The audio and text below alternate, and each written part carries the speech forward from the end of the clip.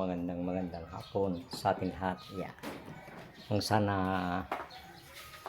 nandito tayo sa bahay, kaliligo lang. Bisitahin natin yung birds natin kasi meron ng laman yung yung cage na ipinakita ko noon. Nandyan sila naglalaro. Yan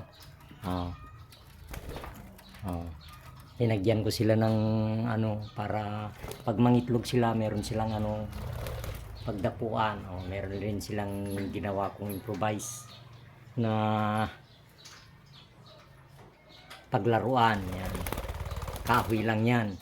Linagyan ko naman ng parang may kahoy rin na plastic pala yun. Ginawa ko plastic. Pero sinisira nila natatanggal. Ito rin yung doon sila kakain. Yan 4 sila. Baka madagdagan ko pa ito. 3 green. Ayan blue, lalaki yon. Nabili niya lalaki rin yan. Kumain na rin. Kaya kukuha ako ng pagkain nila para bigyan ko sila ng pagkain. Ayan. Bigyan ko sila ng pagkain.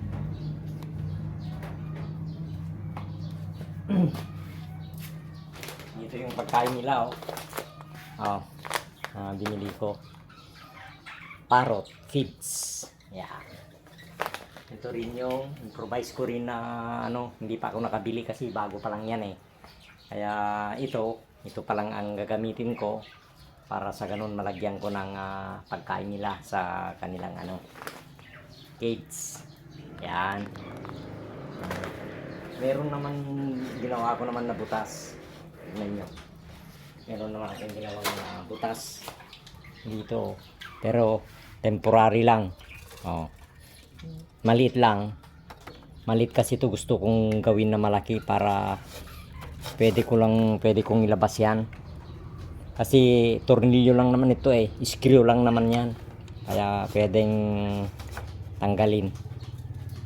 Kaya ngayon, yan yung kanilang ginawa kong maliit na paglagyan nila ng inumin muna. Meron naman yung mabibili sa Shopee na yung paglagyan ng tubig at saka paglagyan ng pagkain nila, yung feeds. Pero pagtiyagan muna natin yan kasi wag muna kasi dagdagan ko pa ito. Hindi bale naman na yan lang naman ang kanilang paglagyan ng inumin at saka pagkain. Okay lang naman yan. Ayan. Basta importante ay malusog sila. Happy sila. Ayan. Ito lagyan natin ng kanilang pagkain. Ayan.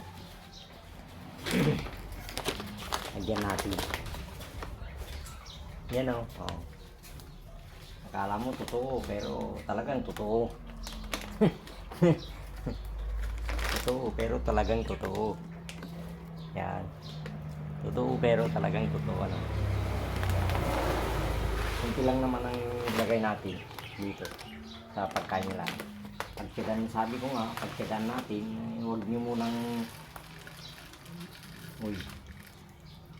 yung meron mga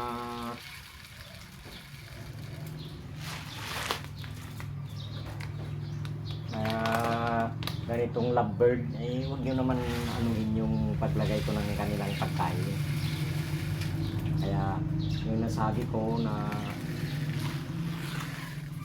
hindi pa ako nakabili, hintayin nyo lang na makabili ako. Kaya pagtiyagan ko muna yan buhay naman sila para makatipid rin tayo.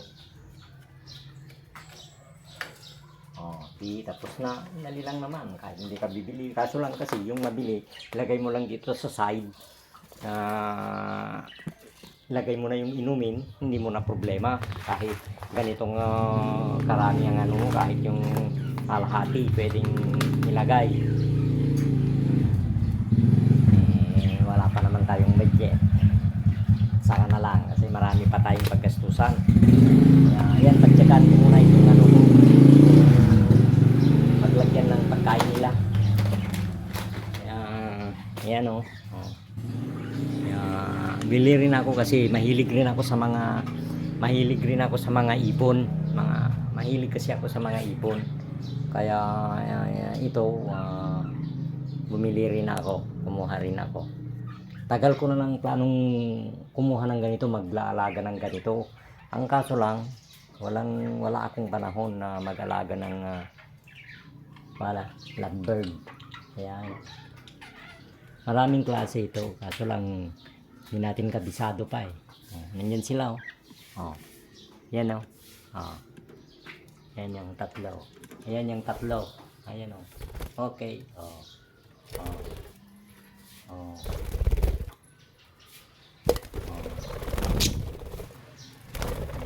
Naglalaro yung tatlo sa taas, nandiyan yung isa.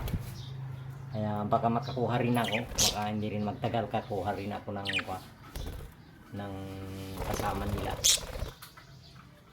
Yan o. So hanggang dito na lang.